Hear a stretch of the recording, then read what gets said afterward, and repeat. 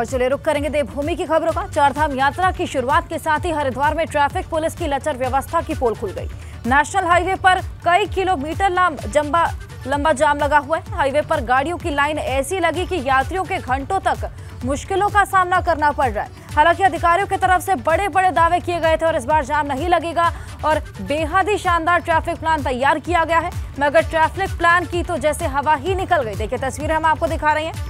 लंबा जाम, एक के पीछे एक गाड़ियां सटकर यहां पर लगी हुई हैं और अभी चारधाम यात्रा पूरी तरीके से शुरू भी नहीं हुई है। अभी केदारनाथ और बद्रीनाथ के कपाट खुले हैं, कल गंगोत्री और यमुनोत्री धाम के कपाट खुले हैं। ऐसे में अभी से हरिद्वार में ट्रैफिक पुलिस की लचर व्यवस्था की पोल खुल गई। देखिए आप कितना लंबा जाम यहाँ पर नजर आ रहा है। नेशनल हाईवे की तस्वीरें हम आपको दिखा रहे हैं। गाड़ियों की लाइन ऐसी लगी है कि यात्रियों के घंटों तक मुश्किलों का यहाँ पर सामना करना पड़ रहा है। सारा ट्रैफिक को लगातार भेजा जा रहा है। ये बात सही है कि ट्रैफिक ज्यादा आ रहा है, लेकिन आप भी देख रहे होंगे कि ट्रैफिक कहीं रुक नहीं रहा है। हम लोग जगह जगह पे पेचमों से रोक रहे हैं और लगातार हमारा प्रयास है कि चारों दिशा से ट्रैफिक चलता रहे।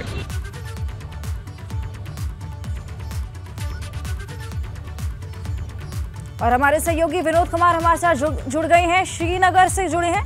उनसे बात करेंगे और जानकारी लेंगे। विनोद, काफी लंबे समय से तैयारियां चल रही थी और बताया जा रहा था कि ट्रैफिक के लिए बाकायदा एक प्लान तैयार किया गया, लेकिन वो प्लान तो यहाँ पर ध्वस्त होते हुए नजर आ रहा है।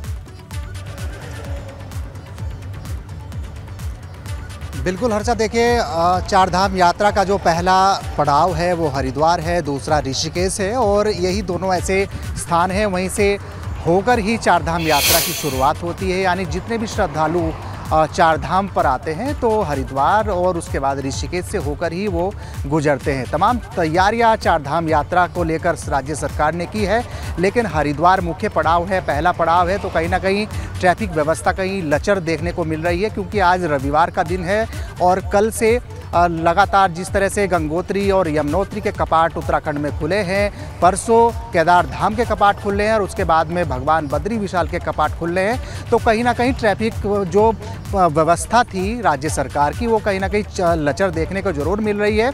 लेकिन अगर ओवरऑल दूसरी तैयारियों की बात करें तो केदार धाम के परसों कपाट खुलने हैं। पूरी तैयारियां राज्य सरकार की ओर से की गई है, क्योंकि इस बार महत्वपूर्ण ये भी है कि सबसे महत्वपूर्ण ये है कि जो पूर्व की चारधाम यात्रा के दौरान केदारनाथ की जो व्यवस्था रही है वो कहीं ना कहीं लचर थी और उसके बाद में चाहे हार्ट अटैक के कारण काफ़ी लोगों की मौतें हुई या फिर तमाम अन्य व्यवस्था बिल्कुल चरमरा रही देखने को मिली थी। लेकिन इस बार व्यवस्था राज्य सरकार की तरफ से बेहतर की गई है। इस बार यात्रा मार्गों पर खासकर यमुनोत्री वाला और भी नहीं है और अभी से अगर इतना ट्रैफिक देखने को मिल रहा है तो आगे तो और भी समस्याएं पैदा होंगी, क्योंकि इस बार बिना रजिस्ट्रेशन के भी लोग वहां पर जाने वाले हैं।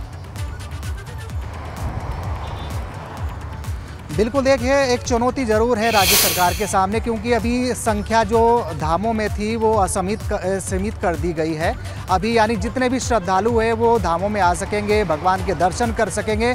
चिंता और चुनौती इस सरकार के सामने है कि आखिरकार जिस तरह से पिछले साल यानी 50 लाख से ज़्यादा श्रद्धालु चारों धामों में आए, इस बार बड़े पैमाने पर राज्य सरकार की तरफ से ये अंदेशा लगाया जा रहा है कि इस बार और भी संख्या श्रद्धालुओं की बढ़ सकती है। क्योंकि केदारनाथ धाम हो या फिर बद्रीनाथ धाम हो, करीब अब तक पूरे चारों धामों में 17 लाख के करीब रजिस्ट्रेशन श्रद्धालुओं ने कराए हैं और ऐसे में तमाम श्रद्धालुओं का तांता चारों धामों में लगने वाला है। परसों केदार धाम के कपाट खुलने हैं, उसके बाद में बद्री विशाल के कपाट खुलने हैं। यानी भगवान बद्री विशाल के कपाट जैसे ही खुलेंगे तो उत्तराखंड में चारों धामों की जो यात्रा है वो संचालित हो जाएगी उससे। लेकिन पहले तैयारियां राज्य सरकार की ओर से की गई, जैसे मैंने आपको बताया कि खासकर यमुनोत्री में लोग वहां पर पहुंचने वाले हैं। अब आगे देखना होगा कि किस तरह के प्रबंध वहां पर किए जाते हैं। बहुत शुक्रिया तमाम जानकारी के।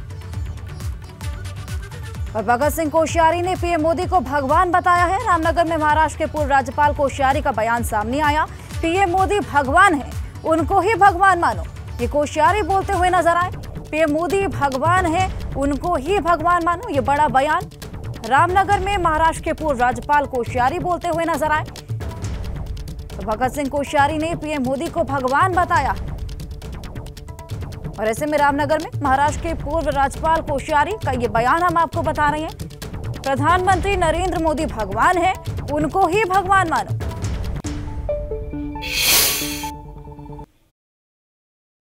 हमारा प्रधानमंत्री देखो, आप भगवान की जगह उन्हीं को भगवान मानो तो कोई बुरी बात नहीं है। मैं इसलिए कह रहा हूँ आपको, ऐसा नहीं कि उनकी पूजा को नहीं कह रहा हूँ मैं, लेकिन उनकी बातों को मानो।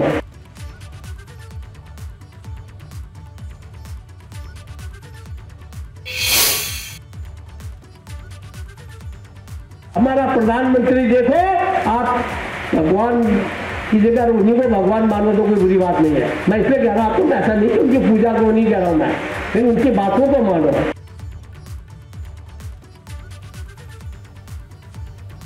और चलिए आगे बढ़ेंगे। 72 घंटे बाद तवा घाट खुला है। सिमिलीपुलेख राष्ट्रीय राजमार्ग गणेश नाले में आए ग्लेशियर को बीआरओ ने हटा दिया है। बीआरओ ने ग्लेशियर को काटकर ये मार्ग को खोला है। काफी समय बाद, काफी मशक्कत के बाद ग्लेशियर को काटकर ये मार्ग खोला गया है। आपको बता दें कि बड़ा ग्लेशियर यहां पर आकर टूट गया था, जिसकी वजह से यहां पर आवाजाही बाधित हो गई थी। 72 घंटे बाद इसे खोल दिया गया। देखिए, 2 तस्वीरें हम आपको दिखा रहे हैं। 72 घंटे बाद ये राष्ट्रीय राजमार्ग खोला गया है। काफी मशक्कत के बाद इसको खोला गया। ऐसे में बीआरओ ने इस ग्लेशियर को हटा दिया है। देखिए तस्वीरें, 2 तस्वीरें हम आपको दिखा रहे हैं। और ग्लेशियर के हटने के बाद से यहां पर आवाजाही भी शुरू कर दी जाएगी।